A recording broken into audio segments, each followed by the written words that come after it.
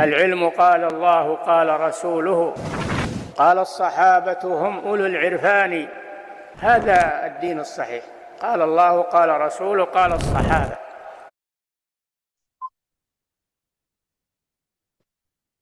السلام عليكم ورحمة الله وبركاته. الحمد لله رب العالمين الرحمن الرحيم مالك يوم الدين، وأشهد أن لا إله إلا الله إله الأولين والآخرين، وأشهد أن محمدا عبده ورسوله إمام المتقين وقائد الغر المحجلين، مدح المتفقهين في الدين صلى الله عليه وسلم تسليما كثيرا دائما إلى يوم الدين.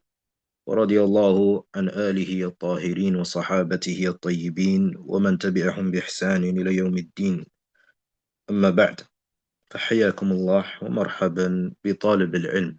This is the new sitting going في الكتاب زاد المستقنع باختصار المقنع لشرف الدين بنجا موسى ابن أحمد الحجاوي رحمه الله تعالى.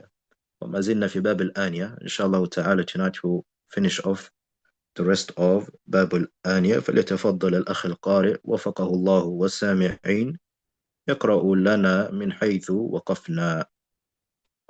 الحمد لله رب العالمين، والصلاة والسلام على أشرف الأنبياء والمرسلين نبينا محمد وعلى آله وصحبه أجمعين. اللهم اغفر لنا ولشيخنا ولوالديه وللسامعين. أما بعد، قال المؤلف رحمه الله: وتباه آنية الكفار ولو لم تحل ذبائحهم وثيابهم إن جهل حالها ولا يدخل. Now, author, he speaks about another mas'ala here, connected to al-aniyah. So he says here, وَتُبَاحُ آنِيَةُ الْكُفَّارِ, vessels or utensils belonging to the disbelievers are permissible. وَلَوْ لَمْ تَحِلَّ ذَبَائِحُهُمْ, even though their slaughtered meat is unlawful.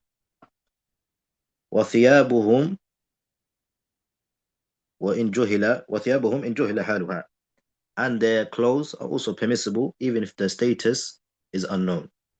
And this is a mas'ala يا إخوة في الحقيقة.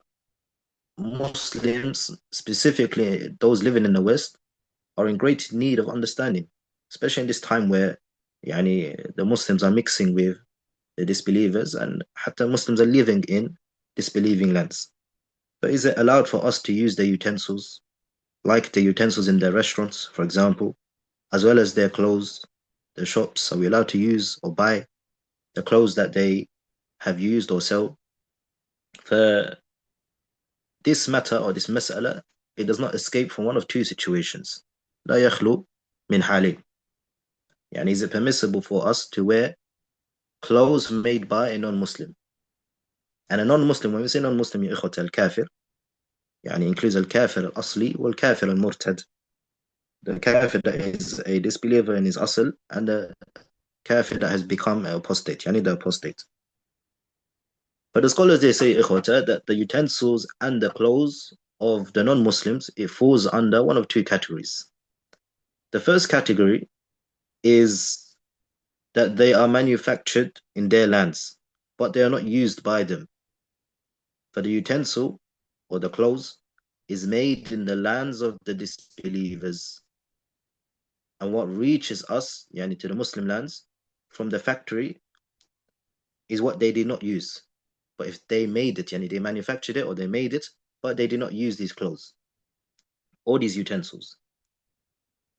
For this is permissible to use without any issue, as long as it is not something that's haram in its essence.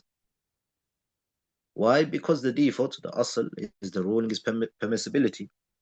And the Messenger, alayhi salatu wassalam, he received utensils and vessels and clothes from the non-Muslims, and there is no record of him rejecting them. As in the hadith in Sahihain, narrated by Aisha radiallahu anha, she said, كفنا أن رسول الله صلى الله عليه وسلم كفنا في 3 أثواب يمنية بيد سحولية. She said that the Messenger alayhi salatu wasalam was shrouded in 3 Yemeni suhuliya, which are pieces of clothes of cotton. And these clothes were made in Yemen. And at that time, Yemen was known that those who lived there were mostly Christians. Also, there is al-ijma' amali, yani practical consensus among the Muslims on this matter, from the time of the Messenger alayhi salatu wasalam until today. For Muslims, if they receive vessels or utensils manufactured in the lands of the disbelievers, and the Muslims we use it, we receive the clothes or that which has been manufactured by the non-Muslims, and we use it, there's nothing wrong with this. هذا إجماع عملي وإجماع قطعي يعني. There's a definitive consensus on the permissibility of this. That's the first category that falls under this mas'ala. The second category is that these clothes or these vessels and utensils were used by the non-Muslims. For the first category that we just mentioned was what? That they are manufactured or made in their lands by the disbelievers, but the disbelievers didn't use them. The second category now is that these clothes or utensils were used by the disbelievers, by the non-Muslims. And there's two scenarios that come under this. The first scenario is we do not know whether they were used for something impure. And this is what the scholars of the fuqaha, they call majhulat al-hal. Majhulat al-hal. Yani the status is not known. Wallahu a'lam, how they were used.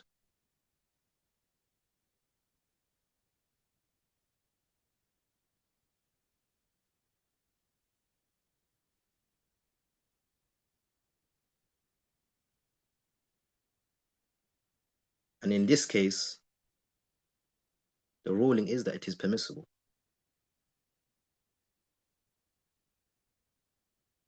The ruling is that these utensils and these clothes are pure and permissible to use, as long as they still remain pure. يعني.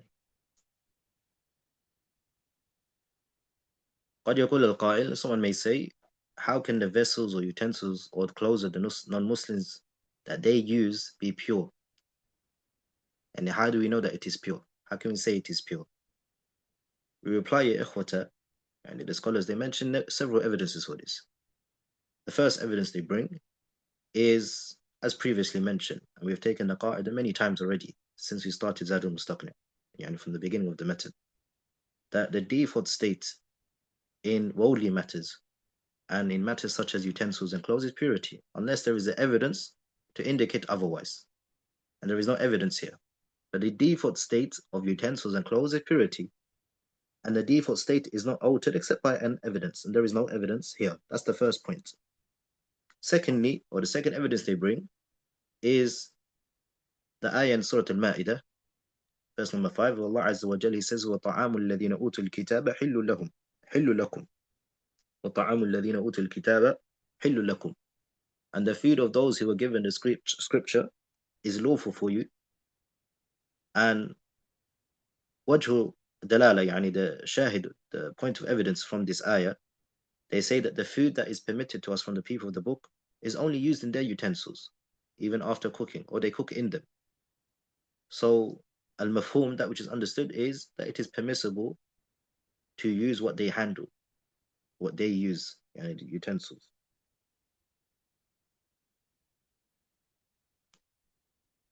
The third evidence they bring is we find that the Messenger alayhi salatu wasalam and the companions used the vessels belonging to the non-Muslims. We have many ahadith indicating this. From that is the hadith which is in the Musnad of Imam Ahmad, although Imam Al-Albani rahimahullah did not classify this hadith or this wording of this hadith to be authentic, like many others have authenticated it. Hadith of Anas radiallahu anhu about the Jewish man who invited the Messenger alayhi salatu wasalam for a meal of خبز شعير وإهالة سنيخة فأجابه صلى الله عليه وسلم. That this Jewish man invited the Messenger alayhi salatu wasalam to a meal of barley bread and stale meat, and the Messenger alayhi salatu wasalam accepted his invitation. For a Jewish man invited the Messenger alayhi salatu wasalam to a meal, and he accepted it. Well, la shak, if a Jewish invites someone to a meal, he will serve the food in a dish. So that's the wajh dalala here. Always remember, ya ikhwata, it's not enough to just know the dalil. There's a second thing you have to know, which is wajh dalala. What is the point of evidence? What is the point that we get from this evidence?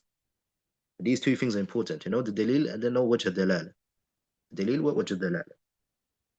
Also from the hadith is يعني indicating that the Messenger عليه الصلاة والسلام and the companions Ridwanullah alayhim used the vessels of the disbelievers is the hadith in Sahihain that the Jews of Khaybar presented the Messenger عليه الصلاة والسلام with a roasted sheep in which they had placed poison. The Messenger عليه الصلاة والسلام, he took a bite but he did not swallow it, and some of the companions they ate from it. Also is narrated in Sunan Abi Dawud with an authentic isnad that the gift was from a Jewish woman of Khaybar. And since the roasted sheep is usually served in a dish, that indicates permissibility of using such dishes.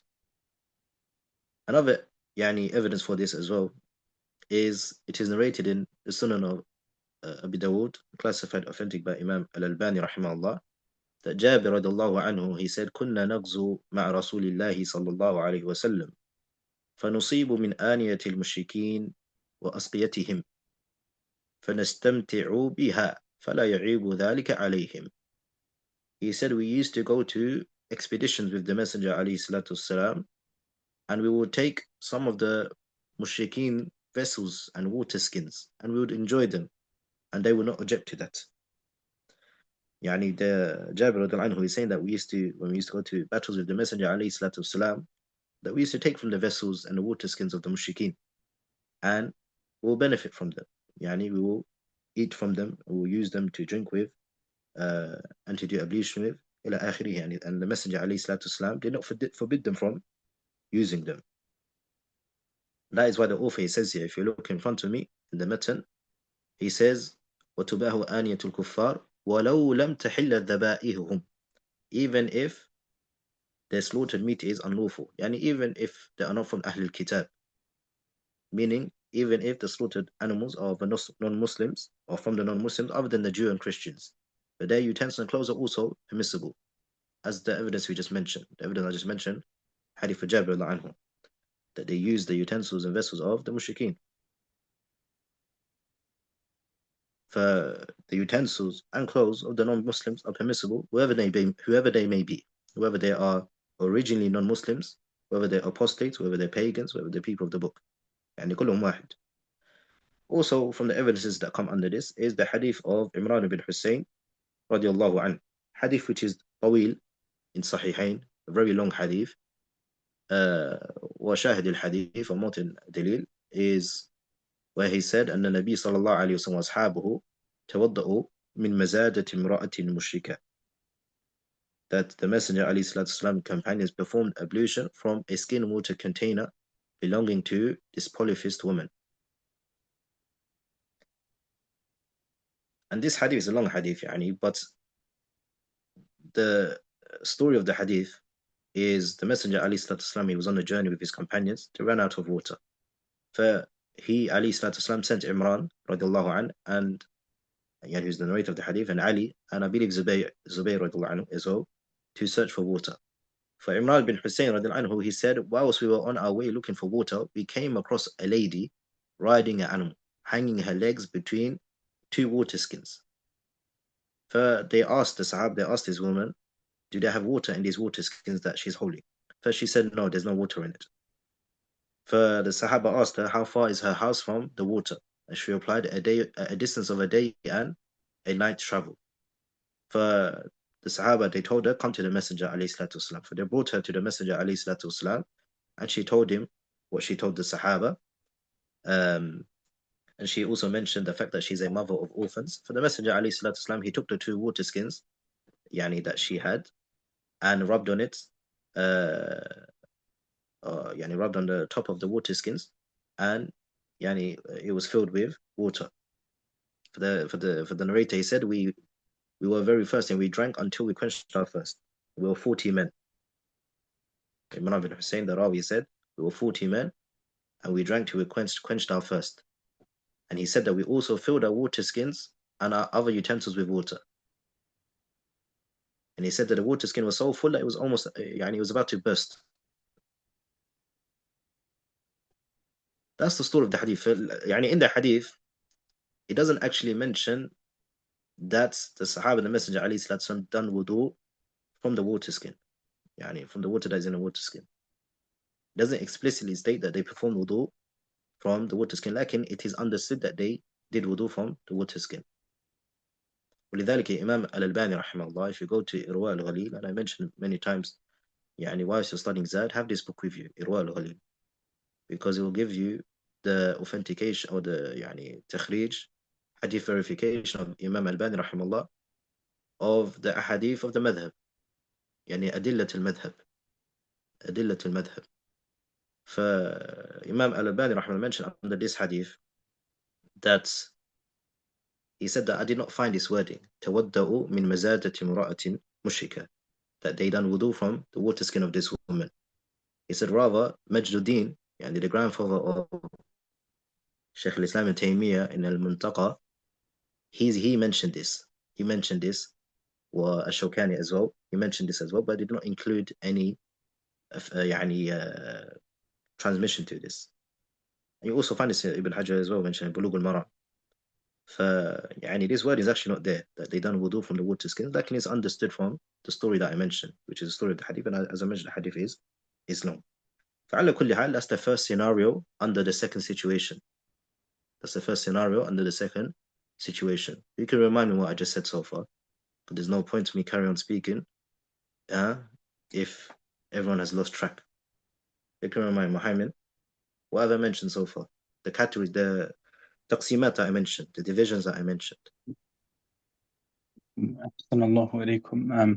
So far we mentioned the rulings of using the clothes and the utensils of kuffar. We mentioned there's two situations, that the number one, manufactured by them but not used by them, which is permissible, and then the second, which is used by the kuffar, and we said that this is also permissible. No, look. So the second category, the clothes and utensils that are used by non-Muslims. This is why I wanted to catch you out. I said that there's two scenarios that come under this. This is the second category, but there's two scenarios that come under this. I just spoke about the first scenario right now. Okay, the first scenario was what? We do not know whether they were used for something impure. Okay, so the second category is these are clothes, or these clothes and utensils were used by the non-Muslims. And I mentioned under this category, there's two scenarios. The first scenario, we do not know whether they were used for something impure. And we said the ruling for that is the asl is pure. The ruling for that is pure. We mentioned three evidences. The first is the qaida, al-aslu fil ashya wa at-tahir, that don't sit in would be beneficial, is pure, permissible. The second evidence we brought is the ayah in Surah Al-Ma'idah. We mentioned wajh dalala from that ayah. And the third evidence I mentioned is that the Messenger ﷺ and his companions used utensils belonging to non-Muslims. And under that third evidence, we mentioned different ahadith, different narrations that come under that. That's where we stopped so far. You with me, ikhwata?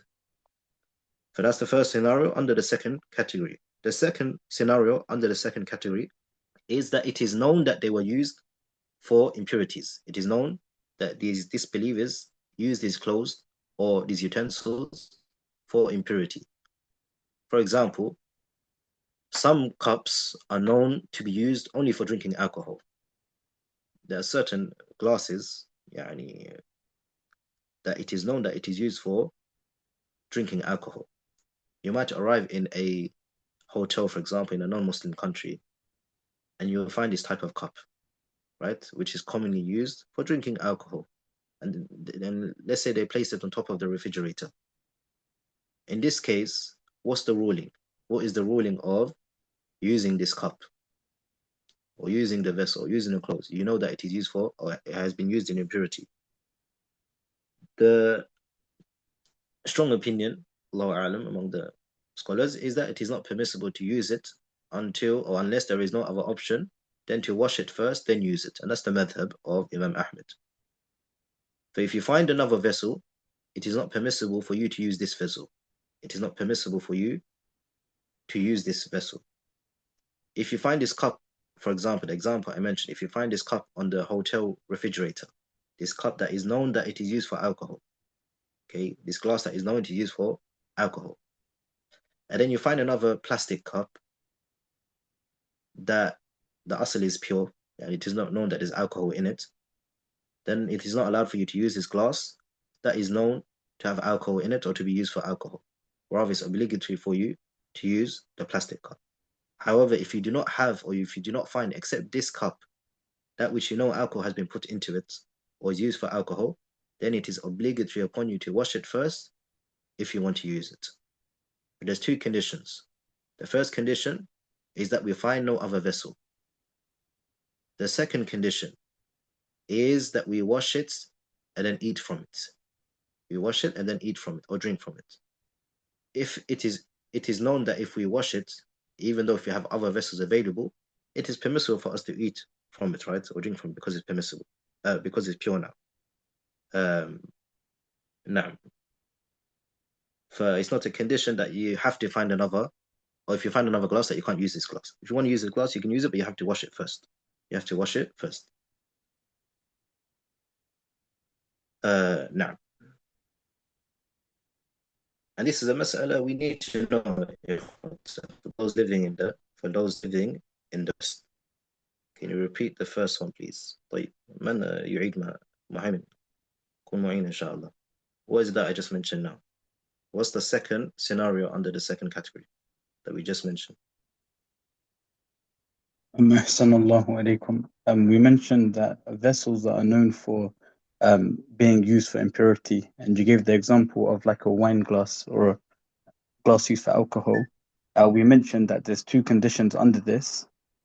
We said that it's not permissible to use it if another vessel is available, but we can use it if there isn't, with the condition of that we wash it before using it.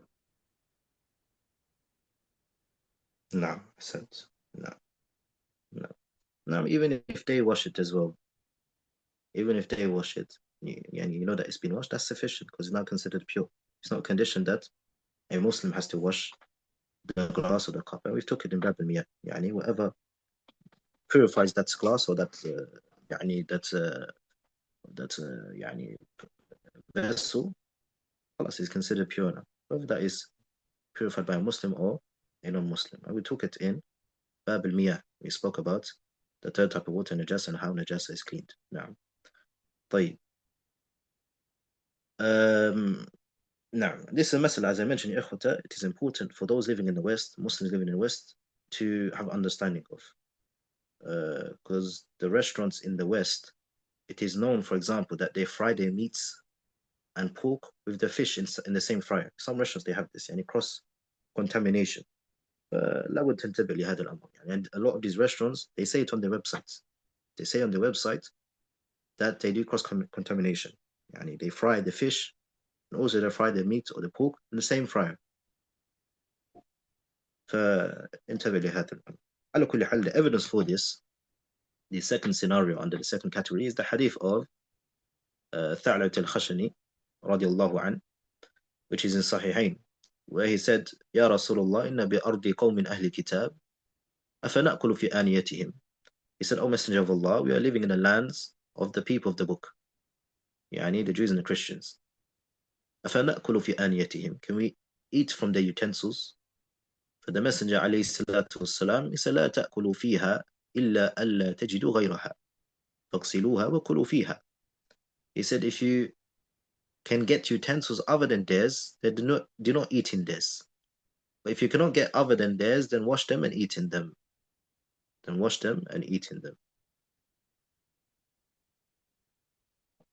And if someone were to say, with Tha'labat al-Khashani radiallahu anhu, he said, we're living in the lands of the people of the book. But he did not specify. Why is it that we are specifying? You say that we're specifying to reconcile the evidences. The Messenger alayhi Jews who would give him gifts and he would accept their gifts. It is not reported that he washed their utensils. And the hadith is interpreted as referring to a people who do not avoid impurity. And it is known that they use the utensils for such impurities. First, reconciling the evidences. And among the benefits of this hadith of Abu Tha'lab al-Khashani is emphasis from the Messenger والسلام, that the Muslims should distance themselves from the disbelievers. He first said, لا تأكلوا فيها إلا لا تجد غيرها. Do not eat from it if you do not find, unless you find other than it.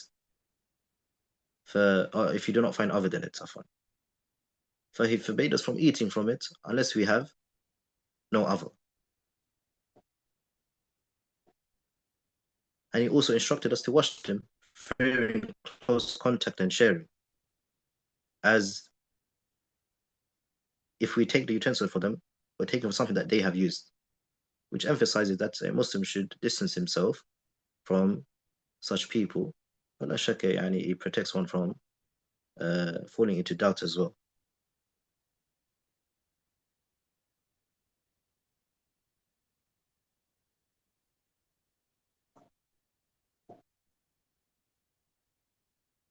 وهذا شيء مجرب يعني. Whoever mixes with the disbelievers, they will say, they themselves will say how the iman gets affected.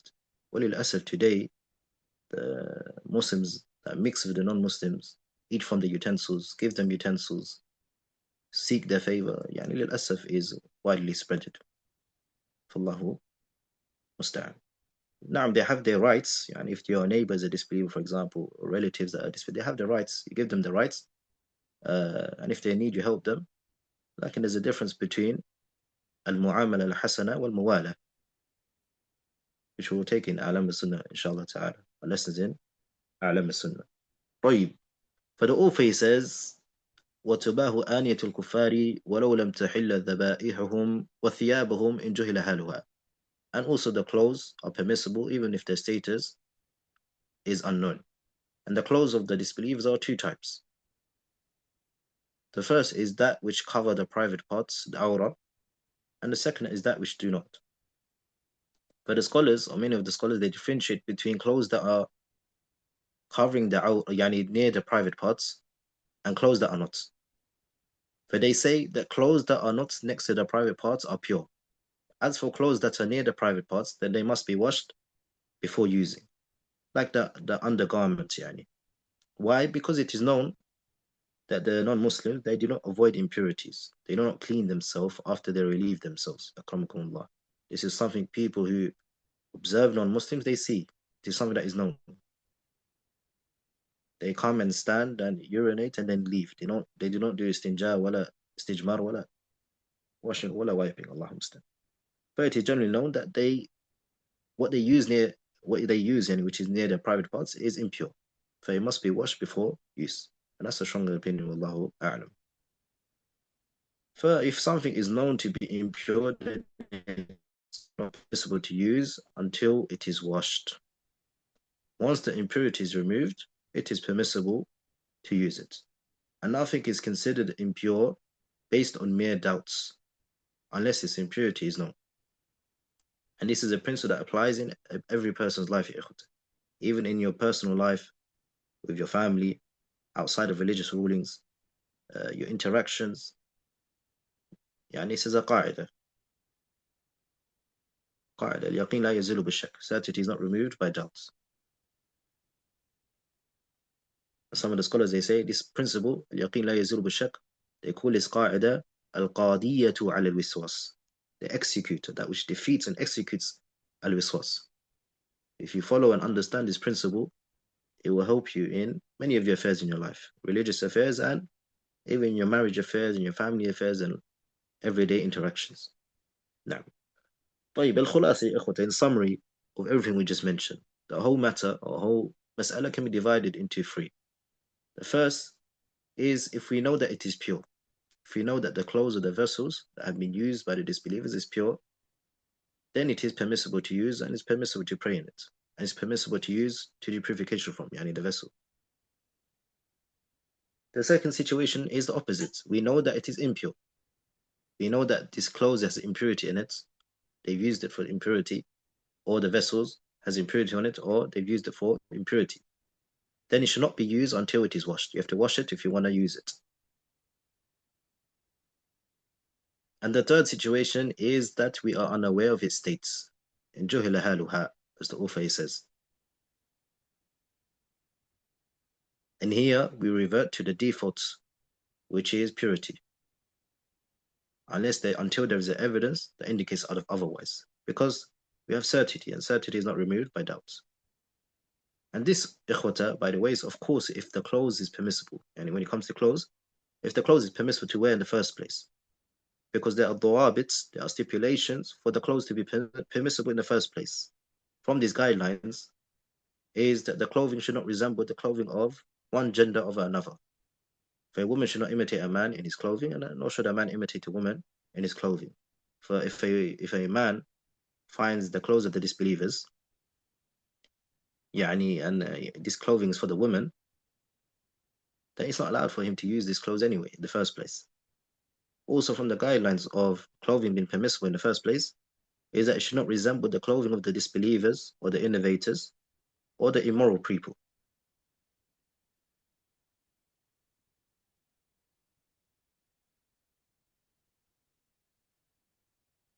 And the definition of imitating these groups in clothing is that the clothing should not be specific to them, such that if a person sees him wearing it, they would think that he is with them or associated with them.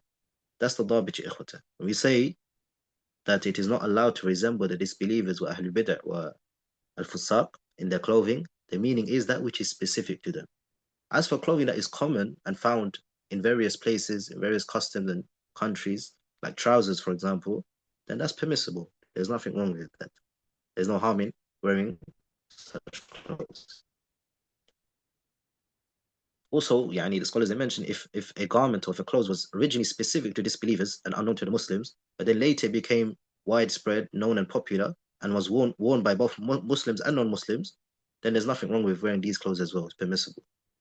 Because the ruling revolves around its reasoning, right? Both in its presence and absence, as we mentioned many times. And in this case, the reason ceased to exist. For the clothing now has become general. It's not exclusive to the non-Muslims. And this is so long that the clothing of the non-Muslim is not based on something of the religion. If it's based on something of the religion, and then after it became widespread and Muslims started wearing it, it's still not allowed because it's based upon the deen. Something based upon the deen. Also from the guidelines of clothing that is permissible, that it shouldn't be clothing that's extravagant. For the Messenger ﷺ forbade this.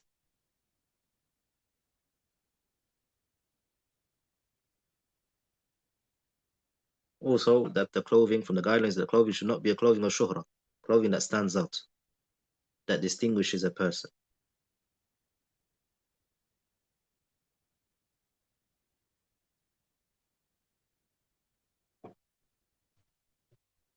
Well, clothing that stands out could be a clothing that is so expensive that it's something unusual. It causes people to turn their attention to the person. Or clothing that is so cheap is also considered shuhra as well, that is not commonly worn. For example, a brother wears a thobe that is ripped and not ironed in a place where everyone wears thobes that are ironed, and that is normal. And he's able to wear a normal a thobe that is ironed and a thobe that is not ripped, but he decides to wear a ripped thobe and a creased thobe. That's considered clothing as shuhra as well. Or it could be something that is unusual in its style or its color. For example, in Saudi, the women, they wear black. The men, they wear white. It is strange, or it is unusual, or it's considered clothing that is shuhra if a man wears bright colors or if a woman wears different colors. ولذلك when we was in Saudi and in Medina, you actually get a fine. If you wear the Moroccan phobes, you actually get a fine. They give you a fine. I know some brothers, they wore that in the streets outside the Jamia, and they got a fine for it from the police. Also from the guidelines that it should not be something forbidden aslan in the nusus, like wearing silk for men, or clothing that comes over the ankle for men, or clothing that has pictures on it, ila akhirih. Or clothing that is made from animal skin, hide animal skin, that which is not permissible to use, which is other than that which has been, or that which is allowed to slaughter, which we'll take now inshallah ta'ala as the next mas'ala. The point is, if you find clothes of the disbelievers is within these guidelines, and we do not know if it is pure or not, the asl is it is permissible to wear, because we revert to the asl, the default assumption, which is purity. And purity is not removed, or certainty is not removed except with, doubt, is not removed except with certainty.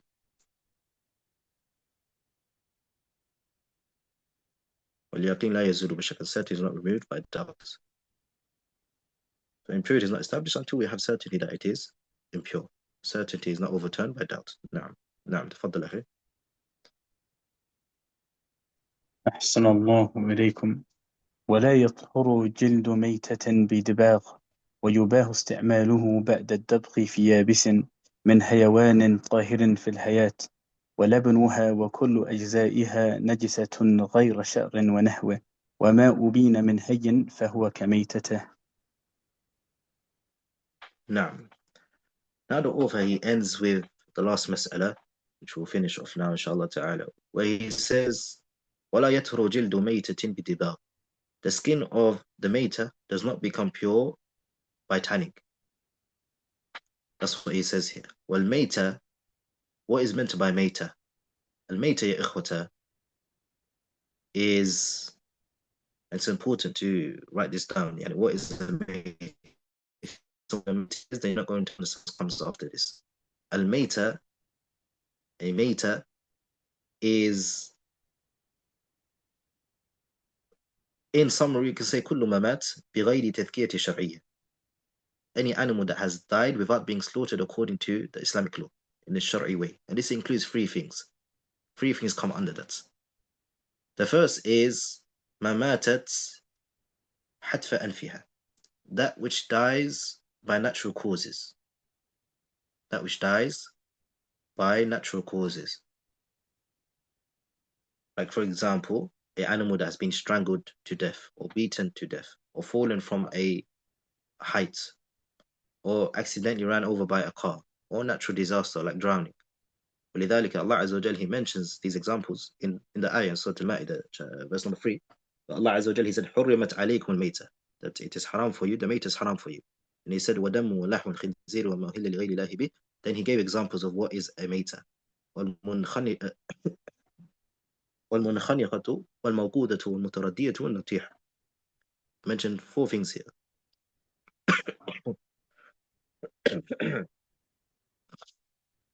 The first thing he mentioned, والمنخنقة, and that is being killed by strangling, either intentionally or by mistake, either with the hand or by electricity. Such that, يعني, when an animal moves while restrained and dies by strangulation, or dies because of the strangling, يعني. But this animal is considered a meita. والموقوذة. Al-mawqudha is that which has been hit by a heavy object until it dies. والمتردية is that which has fallen from a height or falls into a well or a lake and drowns and dies. والنطيحة is that which crashes into something. For example, a car has run over it, or another animal crashes into him and kills him. But these are examples of a meita. If I mention a meita, yani the dhabit of a meita is anything that dies without being slaughtered according to the Sharia. And that three things come under this. The first is what? That which dies of natural causes. And I mentioned the examples that come under that as mentioned in the ayah. Al-munkhaniqatu wa mawqudatu wal mutaradiyatu wal natiha. The second thing that comes under this, yani al-mayta, is that which is slaughtered by a non-Muslim other than Ahlul Kitab. For all animals that are slaughtered by the mushrikeen are considered mayta. And the third thing that comes under this is مكان محرم العين, يعني نجس العين, that which is haram or inherently haram or inherently impure, even if it's slaughtered according to in a Shar'i way. For example, if someone brings a pig, cuts his neck, and slaughters it in a Shar'i way, we still say it is a mayta. A dog, a wolf, even if it's slaughtered in a Shar'i way, yani the dhabh is in a Shar'i manner, it is still considered a mayta, because there's something, or they're considered something that is impure and haram in its essence. But these are the three things that come under al-mayta, because they were not slaughtered according to the Islamic law, for they're considered a mayta. This is what a mayta means. We do not translate mayta as a dead animal. That will be an incorrect translation. For mayta is what we just mentioned.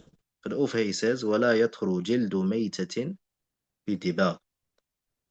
وَلَا يَطْهُرُ جِلْدُ. Jild is the skin. What is meant by the skin is that which is above the flesh. For everything that is above the flesh is skin. And the parts of a mayta, of the dead animal, al-mayta, which is what we mentioned, is two types. Okay? First is the parts that sustain the animal's life. When we say sustain the animal's life, the meaning of that, when the fuqaha they mention this, is parts of the body or parts of the animal that has sensitivity. Has sensitivity if it was afflicted, and they will feel pain. An example is the flesh, the skin, the nails, the horns, the hooves, the bones. If it was hit, if it was afflicted, they will feel pain. And it's important, because we're going to come back to this. It's important to write this down. The two parts of the mater. That's the first part. That which sustains the animal's life. What does that mean? The parts that have sensitivity, if it was afflicted, they will feel pain. Like the flesh, the skin, the nails, the horns, the hooves, the tendons, and the bones. The second is parts that do not sustain the animal's life. And the meaning of this is that which is not sensitive, like the hair, the wool, the feather. If you cut these things, the animal will not feel pain. No. But also he says, وَلَا يَطْهُرُ جِلْدُ مَيْتَةٍ بِالدِّبَاغ. بِالدِّبَاغ means tanning. وَدَبْغُ هو تنظيف الجلد من الأذى. Tanning is a process of cleaning and beating the hides of impurities and filth, such as the meat and the blood. For it removes the unpleasant odor by adding substances that eliminate that stench and that decay. And in the past, they'll use natural substances, like certain plants. But now, in this time, we have chemicals until the odor and the foul smell disappears. For tanning now is actually done in factories, using some chemical substances that cleanse the skin, and it serves the same purpose. But the author says, وَلَا يَطْهُرُ جِلْدُ مَيْتَةٍ بِالدِّبَاغ. That the skin of the mater does not become pure due to tanning. And in tanning, the author is saying the tanning does not purify the skin of the mater.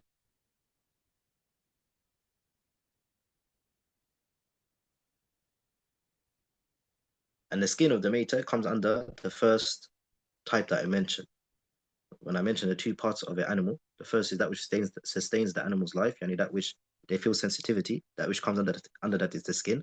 And the second is that which does not sustain the animal's life, meaning they do not feel sensitivity if it's afflicted or hit,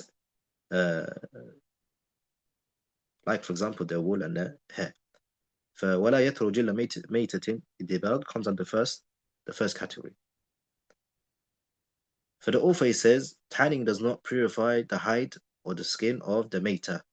And the evidence they bring for this, the madhab, is the hadith of Abdullah ibn Uqaym,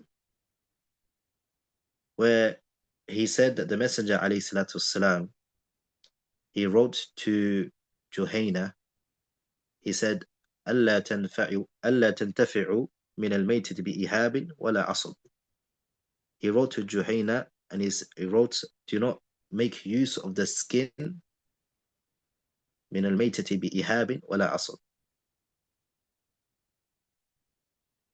For they say, or يعني وجه الدلالة, they say this hadith is general and has not excluded anything. For they say this, and they say this hadith also was mentioned at the later part of the Messenger ﷺ life. They say 2 months, some narration 2 months before he passed away, ﷺ. For they say this hadith abrogates the other hadith where the Messenger ﷺ said that the skin becomes purified by tanning. But that's the first evidence they bring, the madhab. The second, they say that the dead al-mayta yani is something that is najis al-ayn, something that's impure inherently, and it cannot be purified by anything. For example, if a person has a dung of a donkey, akramakumullah, it will not be purified, even if you washed it with an ocean of water, because they say something that is impure inherently. That's the madhab. The same applies to a dog. They say likewise, yani the animal that is a maita is considered najis. We'll take it in bab izalat al-najas, inshallah. A maita is considered najis, but they say that tanning it, yani that will not purify it. And inshallah ta'ala, we'll take that in bab izalat al-najas, the mas'ala of istihala. That's the two main evidence that the method they bring. And the first is the hadith of Abdullah bin Uqaym, and the second is the reasoning of that it is something impure in its essence, inherently, so it cannot be purified. Like in the opinion of the 3 other Imams, Imam Abu Hanifa, Imam Malik, or Imam Shafi'i, and it's also another riwayah of Imam Ahmed, rahimahullah, an opinion chosen by Shaykh al-Islam ibn Taymiyyah, or Shaykh Muhammad ibn Ibrahim, or Imam Sa'di, or Ibn Baz, or Ibn Uthaymeen, and others, rahimahumullah, that the hide of a maita becomes pure through tanning if it belonged to an animal that was considered pure whilst alive and is permissible to eat in the Sharia.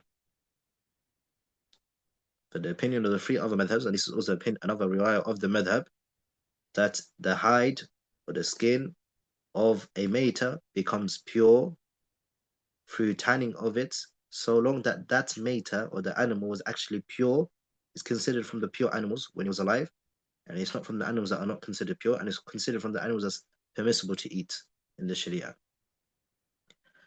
And the evidences they bring are many. I've compiled 15 ahadith from the evidences that they bring. I'm not going to mention the 15, like there are up to 15 that I have researched and seen that they bring as a proof for this. From the ahadith, just to mention a few, is the hadith of Ibn Abbas, radiallahu anh, which is in Muslim, where the Messenger alayhi salatu wasalam, he said, إِذَا دُبِغَ الْإِهَابُ فَقَدْ طَهُرَ, that when the skin is tanned, it becomes purified. And in another narration, in the Arba'in, the Sunan, Ashab al-Sunan, أَيُّمَا إِهَابٍ دُبِغ, any skin that is tanned, it becomes pure.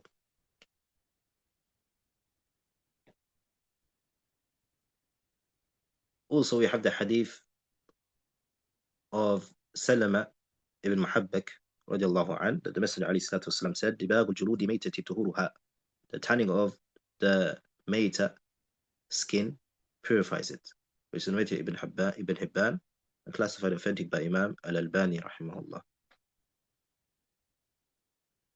Also, we have the hadith of Maymuna radiallahu anha, narrated Abu Dawud and Nasa'i and classified authentic by Imam Al-Albani rahimahullah, where she said, مر رسول الله صلى الله عليه وسلم بشاة يجرونها فقال لو أخذتم إهابها فقالوا إنها ميتة فقال يطهرها الماء والقرض.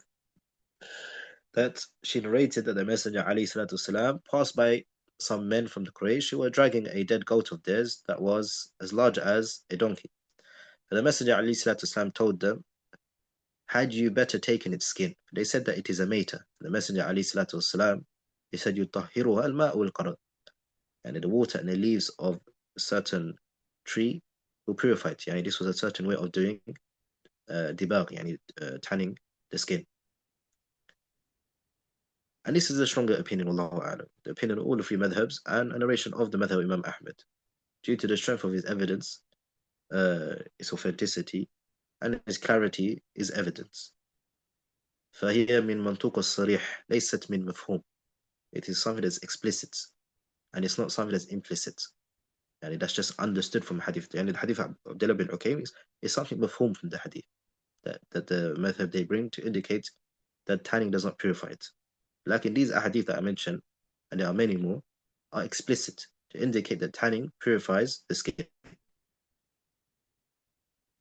And as for the majority, they answer the evidences that the madhab they bring, but they respond to the evidences by saying, firstly, the hadith of Abdullah bin Ukaym. Some scholars have authenticated it and some have weakened it. Okay, many have mentioned as اضطراب في سنده.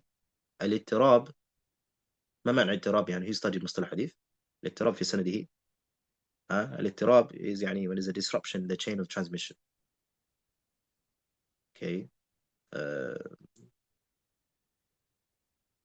where the different narrators narrating different things. Okay, so it's impossible to reconcile between them or determine which one is more reliable. Okay, if it makes the hadith weak, or it was narrated by different narrators with different names. Okay, one narrator is saying that he heard it from him, another narrator is saying he heard it from someone else. ففي اضطراب في سنده. ففي انقطاع, there's a break between the narrator عبد الرحمن ibn Abi Layla وابن عكيم. The hadith is mursal. It's narrated by a tabi'i and not by the Sahabi Abdullah bin Ukaym. Abdullah bin Ukaym, the narrator, was among those who lived during the time of the Messenger alayhi salatu, but he did not meet him. He did not meet the Messenger alayhi salatu, so he did not hear it from him. و نعم, as I mentioned, الاضطراب في الحديث is a hadith which the narration differs. So some people narrate it one way, and some people narrate it in another way that contradicts it. And also there's اضطراب في المتن. يعني there's اضطراب, there's a disruption in the text as well. يعني this is when some narrate different things يعني that contradict each other. So some have narrated that this was a month before the death of the Messenger عليه الصلاة والسلام. Some have mentioned 2 months, some have said 40 days, some have said 3 months, some have said other than that. Or Imam Al-Bani rahimahullah, he classified as authentic because he said is mursal thiqa, because the tabi'i who يعني عبد الرحمن ibn Abi Layla is from the kibar tabi'in and is a thiqa. He claims that the Imam Al-Bani rahimahullah, he judges the hadith to be mursal يعني authentic because it's a mursal thiqa. لكن as I mentioned, many have weakened it because it's اضطراب في سنده وفي متنه. That's the first thing. And even if we were to say it's authentic, they say even if we were to say it's authentic, the hadith of Abdullah bin Uqaym, which from the likes of Imam Al-Bani rahimahullah deemed as authentic because it is a mursal hadith from a trustworthy narrator, يعني one of the senior tabi'in, it is still to be interpreted as prohibiting the use of the hides or the skins before tanning. For the hadith of Abdullah bin Uqaym, it doesn't necessitate or necessarily imply that tanning the skin doesn't purify it. Rather, it actually indicates the opposite. And if it's not tanned, then it is impure. Or then it is impermissible to use. For the hadith of Abdullah bin Uqaym does not necessarily prohibit the use of tanned skin hides. Secondly, they answer the adillah of the madhab by saying that their argument based on the qiyas that impurity, najasat al-mayta, najasat al-ayniyah, that the impurity of the mayta is something inherent, they say that this analogy contradicts the clear text. And there's no analogy when a clear text exists. لا قياس مع النص. If you have a nas, then you can't do qiyas on it. And the nas is what we mentioned, hadith of Maymuna, bin Abbas, and other than that. Also, they say, as for the argument based on abrogation, they say that hadith Abdullah bin Uqaym, the madhab, they say it abrogates all these other hadith, the hadith of Maymuna, وابن عباس وسلمة بن محبك إلى آخره. They say, or the answer is, they say this is incorrect because we do not know when Ibn Uqaym hadith was narrated. As we mentioned, that in the matan is ittirab. It is not relied upon that this was a few months before the Messenger ﷺ passed away. And the case of nasr, to know if something is abrogated, there must be knowledge of tarikh, because min shurut al-nasr, as you know in usul al-fiqh ikhwata, from the shurut of nasr, of abrogation, is علم بتأخر الناسخ إما بنص وإما بخبر الصحابة وإما بتاريخ. That you have to have knowledge of the later date of the abrogating text, either through another evidence, a text, or through a report from a sahabi, or through a date. Yani there's a date that is established. And even if we were to say, they say, even if we were to say that, okay, it abrogates the other ahadith, or the later date is established, it does not contradict the agreed upon hadith of Maymuna, hadith of Sahihain or Maymuna, or Ibn Abbas and other than it.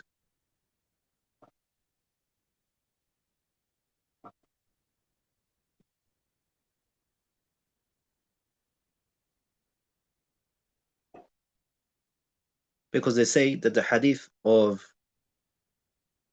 Ibn Uqaym is considered shadh. Why? It contradicts narrations that are more, and that which are more reliable and trustworthy. And this is considered shadh in Mustana. حديث الذي يرويه راو ثقة ولكنه يخالف في روايته ما رواه الجمهور ومن هم أرجح وأوثق منه. For the only remaining option now, they say to reconcile between the hadith of Abdullah bin Uqaym and these ahadith is what I just mentioned previously. That the hadith of Abdullah bin Uqaym is about before tanning, whilst the hadith of Maymuna and other than that we mentioned is about after tanning. Is about after tanning. And this is that when it's conflict each other and it's apparent. what's the first thing you're supposed to do? It's to study Rasul al-Fiqh, Bab al-Ijtihad, the last chapters. When there's two evidences that conflict each other, it's apparent what you're supposed to do. The first thing you're supposed to do is, if it is possible, to combine between both. And to do tarjih.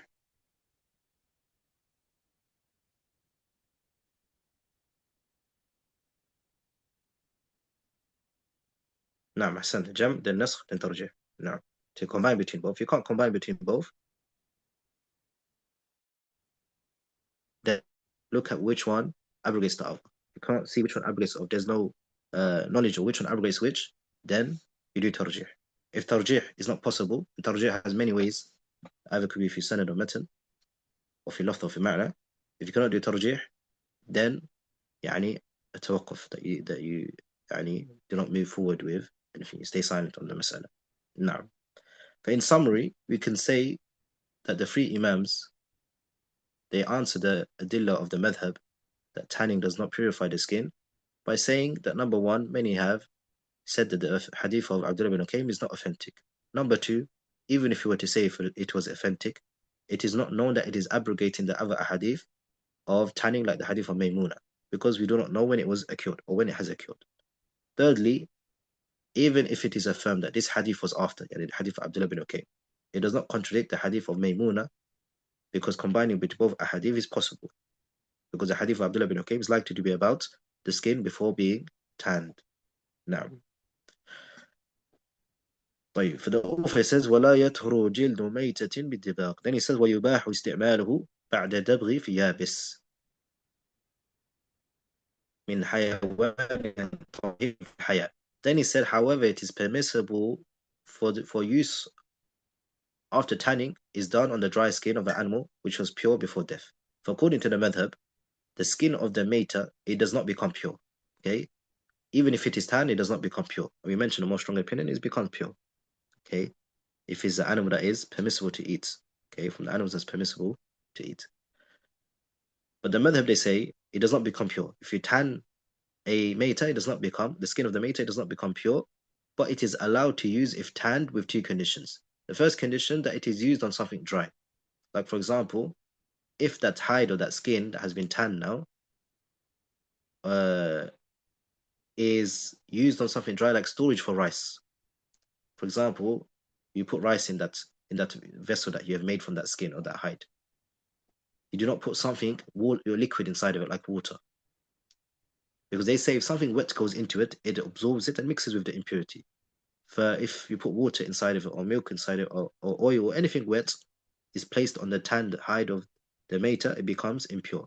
Because it came into contact with impurity, so it has become impure because the moisture absorbs it.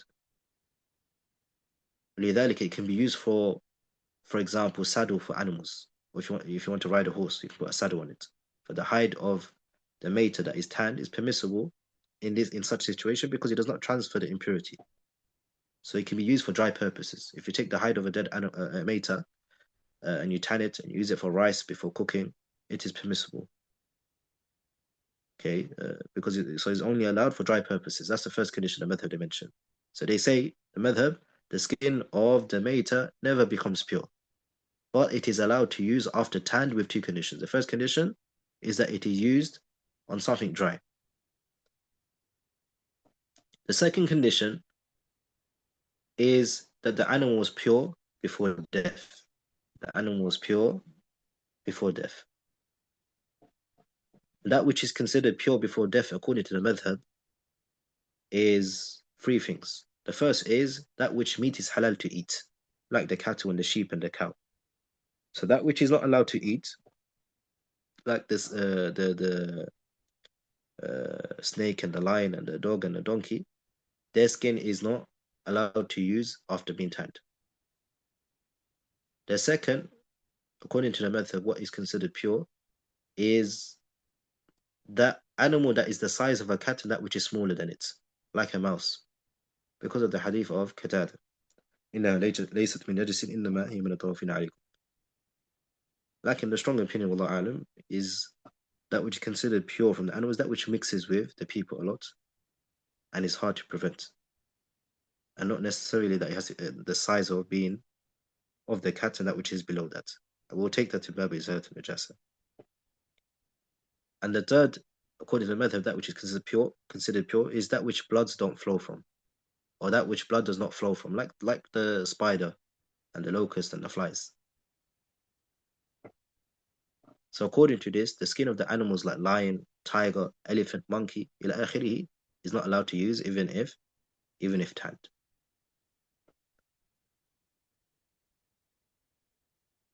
From the evidences they bring ikhwata for this, these two conditions they mentioned, the madhab, is the generality of the hadith in the Musnad of Imam Ahmad wa Abu Dawood, where the Messenger alayhi salatu wasalam, he said, هَلَّا أَخَذْتُمْ إِهَابَهَا فَدَمَغْتُمُوهُ فَانْتَفَعْتُمْ بِهِ.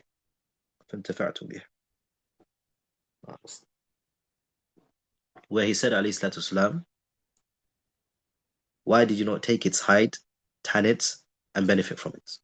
For their companions, the Sahaba, when they conquered Persia, they benefit from its saddles and its weapons, and they established their slaughtered animals were maita. And they say that the impurity of the hide does not prevent its use on dry land or on something dry, because the impurity doesn't spread.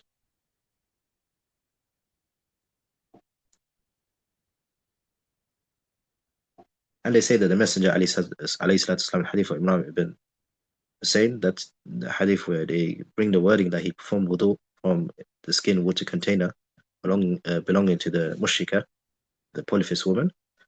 They say that it's known that the dhabahi of the mushrikeen is najis.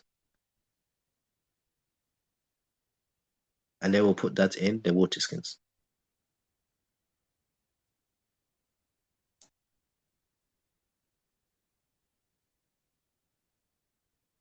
Lakin, the mas'ala of things that are made from skins of animals or hide of animals, the ruling differs according to the animal from whose skin they are made. And what types of hides does tanning purify? And I will summarize the mas'ala for you, ikhwata, to make it easy for you all, inshallah ta'ala. If we mention what the madhab said, what the madhab they bring, and the evidence they bring, and answering those evidences, and I will just summarize for you now the types of hides, the skins of animals that is allowed and that is not allowed, after tanning. And there's four situations or four categories. The first is if the skin comes from an animal whose meat is permissible to eat, and it was slaughtered in the manner prescribed in the Sharia, then this skin is pure according to ijma', consensus of the scholars. This is the opinion of ijma' Ahl al-Ilm, the madhab al-arba'. If the skin comes from an animal, his meat is permissible to eat and it was slaughtered in the manner prescribed in the Sharia. Okay, but this skin is pure by consensus. The second situation is if the skin comes from an animal whose meat is permissible to eat, but the animal was not slaughtered in the manner prescribed in the Sharia.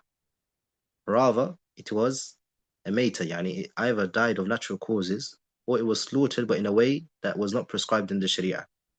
Then this skin is impure because it is part of an animal that has died of natural causes and the like. So it's considered a maita. We'll explain what a maita is. إلا أن يكون ميتة أو دما مسفوحا ولحم خنزير فإنه رجس. Allah Azza wa Jalla said it's religious, it's impure.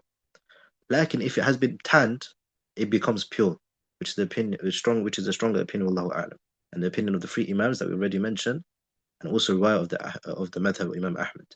And we mentioned the evidences they bring. And the madhab of Imam Ahmad, they say what? What did they say in the matter? What's in front of us? They say it is still impure, but it's allowed to use with the two conditions. That is from a pure animal, min hayawan tahir fil haya, and it's used in something dry. Like we mentioned, a stronger opinion, which is the opinion of the three madhab, and also the riwayah of the madhab of Imam Ahmad, that it becomes pure after tanning and unrestrictedly. It doesn't have to be used on something that's dry. The third situation is if the skin is of a predatory animal, such as the skin of a tiger, or a lion, or a wolf, or a bear, or a leopard, and the likes. For these are impure. For these are impure. Lakini, if it is tanned, does the skin become pure? There's a difference of opinion between the scholars. The strong opinion, Wallahu A'lam, is that the tanning does not purify it. So, for example, it is forbidden to wear clothes made from skins of predatory animals, whether it's tanned or untanned. This is the opinion of majority of the scholars, from those who chose this opinion, Shaykh Salih ibn Uthaymeen rahimahullah, wa Lajna al-Da'ima, wa Ibn al-Qayyim rahimahullah. We have a hadith on this. The Messenger alayhi salatu wasalam, Ibn Qayyim rahimahullah, mentioned that the Messenger alayhi salatu wasalam clearly prohibits wearing the skin of tigers and other predatory animals. But there's several ahadith indicating this, and there's no other narrations or ahadith that opposes this. So from the ahadith that we have on this is the hadith narrated in Ahmad wa Abu Dawud wa Tirmidhi wa Nasa'i, and classified authentic by Imam Al-Bani rahimahullah and Imam Nawawi rahimahullah, where the Messenger alayhi salatu wasalam, he forbade, one of the Sahaba narrated that he forbade julud al-siba', the skins of predatory animals. As I mentioned, the hadith is in Ahmad wa Abu Dawud wa Tirmidhi wa Nasa'i, classified authentic by Imam Al-Albani rahimahullah and also Imam Al-Nawawi. For the Messenger alayhi salatu wasalam, he prohibited the skins of predatory animals unrestrictedly, which encompasses both men and women, clothing and other types, whether it's tanned or untanned. Also, we have a hadith of Miqdam. When he came to visit Muawiyah, he said to him, do you know that the Messenger alayhi salatu wasalam naha an lubusi juludi siba' wa rukubi alayha? Do you know that the Messenger alayhi salatu wasalam forbade wearing the hides of the predatory animals and riding on them? Qala na'am. He replied, yes. That the Messenger alayhi salatu wasalam forbade wearing the skins of predatory animals. And this hadith is narrated Abu Dawud wa Nasa'i and classified authentic by Imam Al-Albani rahimahullah.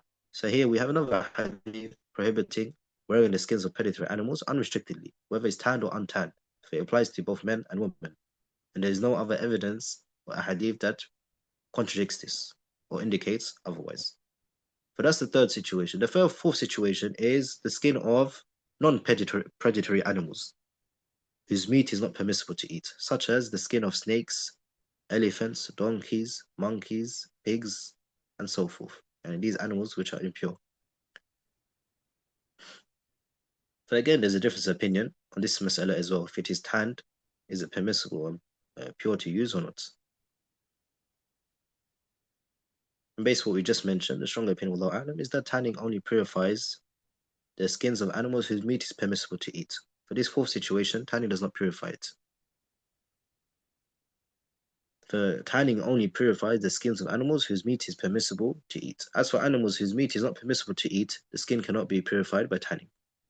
And this is a stronger opinion, Wallahu A'lam, and chosen by the likes of Shaykh Abdul Aziz ibn Baz, Shaykh Salih ibn Uthaymeen, Shaykh al-Islam ibn Taymiyyah, rahimahullah. And from the evidences that they mention is the hadith or narration of Salam ibn Muhabbak that the Messenger alayhi salatu wasalam, during the Battle of Tabuk, he called for water that a woman had. And then she said, I have nothing except what is in the water skin made from an animal that died of natural causes, a maita. And he said, did you tan it? And she said, yes, I've tanned it. But the Messenger alayhi salatu wasalam, he replied, Zakatu al-adimi dibaghuhu. The tanning, it is the same as slaughtering it. Ibn Qudamah rahimahullah in Al-Mughni, he mentioned about this narration that the Messenger alayhi salatu wasalam, he likened tanning to slaughtering in the prescribed manner. As slaughtering in the prescribed manner is only done in the case of animals whose meat is permissible to eat. Now, then the author, he says, what's the time? 11:25. So we just finish it off now. Inshallah. The author says after that, وَلَبُنُهَا وَكُلُّ أَجْزَائِهَا نَجِسَةٌ غَيْرَ شَعْرٍ وَنَحْوِهِ. Then he said the bones and the milk and all other impure parts of the animal carcass, al-mayta, is impure except the hair and other similar things. So he said the milk of a dead animal is impure. even if it does not change. The reason why is because it came into contact with a large amount of impurity, and being a small amount, it became impure. We've taken that to Bab al-Miyah because it was surrounded by impurity on all its sides. Secondly, because milk cannot be removed by impurity on its own, unlike water. Thirdly, due to the general statement of Allah Azza wa Jal, حُرِّمَتْ عَلَيْكُمُ الْمَيْتَةِ. The mate is haram for you, and the milk is included in the general statement. Nothing excludes it from the general statement, so it remains within the general statement. And then he said, وَكُلُّ أَجْزَائِهَا وَكُلُّ أَجْزَائِهَا نَجِسَةٌ. And also all of its parts are impure, such as the head and the hand and the foot and so on. And the reason for the impurity is the generality of the verse. إِلَّا أَنْ يَكُونَ مَيْتَةً أَوْ دَمًا مَسْفُوحًا أَوْ لَحْمَ خِنْزِيرٍ فَإِنَّهُ رِجْسٌ. For these things are included in the general statement al-mayta. It applies to all of an animal, both its exterior and interior. Then he said, غَيْرَ شَعْرٍ وَنَحْوِهِ. The exception to this is the hair and the likes. For the author excluded what is permissible from the mayta. For that which is permissible to benefit from the mayta is the wool or the hair from the sheep. Okay? The wool or the hair from the sheep, or the feathers, the hair from the birds and the goats and the cows, and the likes.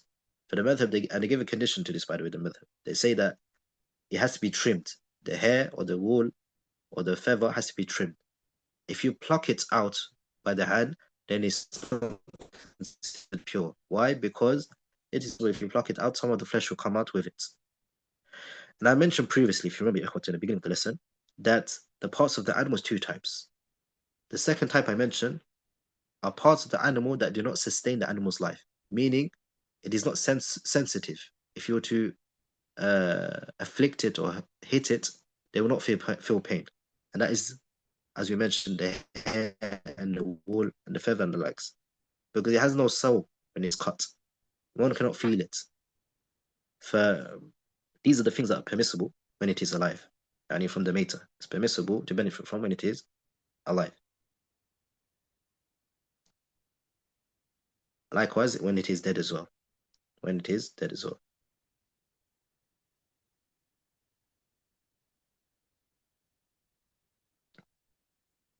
To summarize that, we understand there are three categories. As you can see, ikhwata, there's a lot of taqsimat, right? And I mentioned in one of the first lessons, in the introductory lesson, that during this explanation, you will see me do a lot of taqsimat. And to excel in fiqh, you have to accustom yourself with this, ikhwata. Yani from the adat of the fuqaha is taqsimat, yani sabr taqsim, as they say in usul, to understand how to divide masail. If you know how to divide masail, you'll be very strong, inshallah ta'ala, in fiqh. Okay? To summarize that, we can divide the mas'ala into three now, according to the madhab. The first is that which is outside of the skin, which is not the part that sustains the animal's life. Okay? So this is pure. According to madhab, this is pure.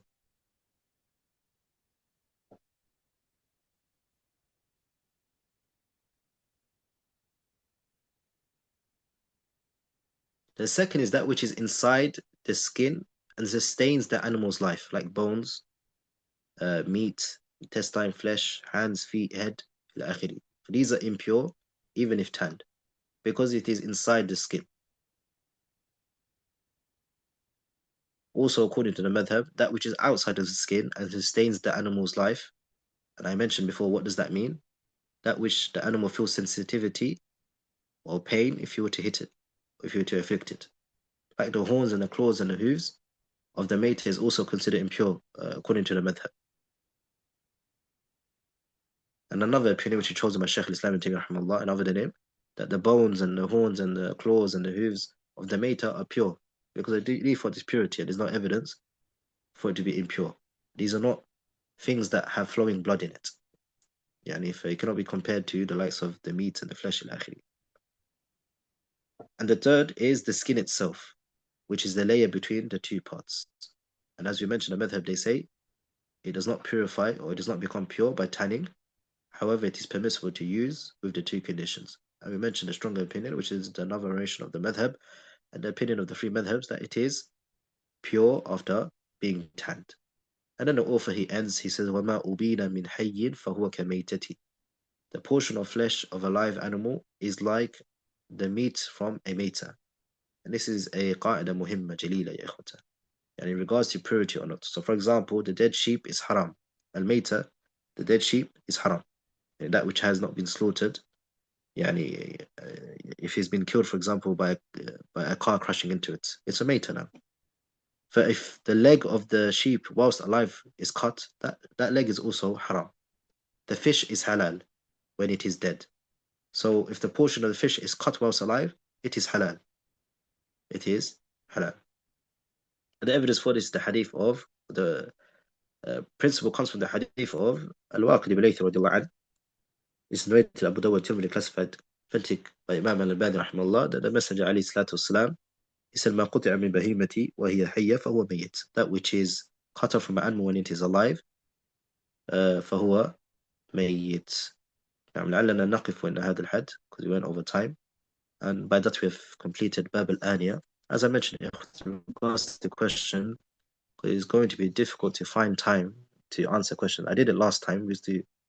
We used to answer questions before when you previously taught Zad or were teaching Zad, and sometimes we spent over an hour answering questions. And of course, that's not possible. It's not possible now. I know everyone's busy as well. When it comes to questions, يعني the مسؤولية is for the admins, inshallah ta'ala, to compile the questions if no one understood a mas'ala or a matter, and we'll go through the questions, inshallah ta'ala.